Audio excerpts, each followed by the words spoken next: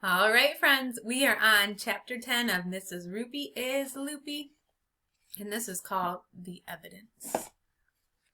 There were 5 minutes left in recess. Ryan, Michael, Andrea, Emily, and I sneaked in from the playground through the door to the library. Shh, I said, as we tiptoed into the library. Follow me. Lucky for us, the library was empty. Mrs. Roopy was probably eating lunch in the teacher's room.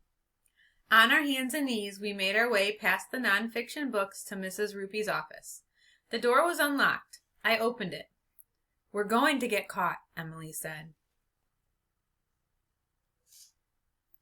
We're going to be kicked out of school and thrown in jail for the rest of our lives.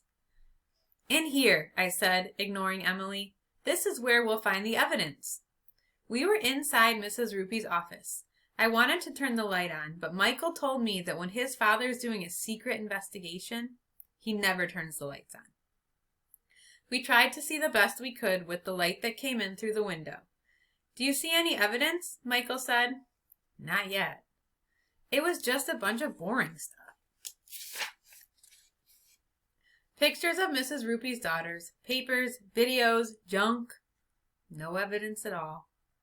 Let's get out of here, Emily said. I'm scared. Not yet, I said. There was a closet by the corner. I pulled the handle. It wasn't locked.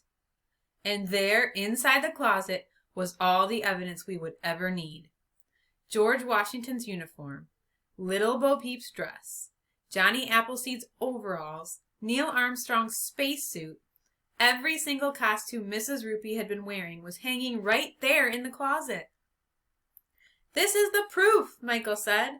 All those people were just Mrs. Roopy dressed up in costumes. I told you so, said Andrea. You did not, I said. Did too, she said. Oh, you think you know everything, I said. Well, you're not so smart. That's when the light flicked on. It was Mrs. Roopy standing in the doorway looking at us. She doesn't look very happy. What's the meaning of this? She asked. She had her hands on her hips, so we knew she was mad. For some reason, grown-ups always put their hands on their hips when they're mad. I had nothing to do with it, Andrea said. It was all AJ's idea. Everybody was looking at me. I had to think fast. I didn't want to spend the rest of my life in jail. I grabbed George Washington's uniform out of the closet. What's the meaning of this? I said, holding up a costume. You told us you were homesick in bed, and George Washington was here instead of you. How do you explain the fact that George Washington's uniform is in your closet, huh? We all turned to look at Mrs. Roopy. She just stood there for a moment, and then she broke down crying. She was sobbing, and big tears were running down her face. It was so sad that we all gathered around her and gave her a hug. Emily was crying too, of course. This is horrible, Mrs. Roopy said, wiping her eyes with a tissue. You'll be okay, Mrs. Roopy, Andrea said. We'll get you some help. No, it's horrible, Mrs. Roopy cried. George Washington must have left his uniform in my closet when he was here. Do you know what this means? What?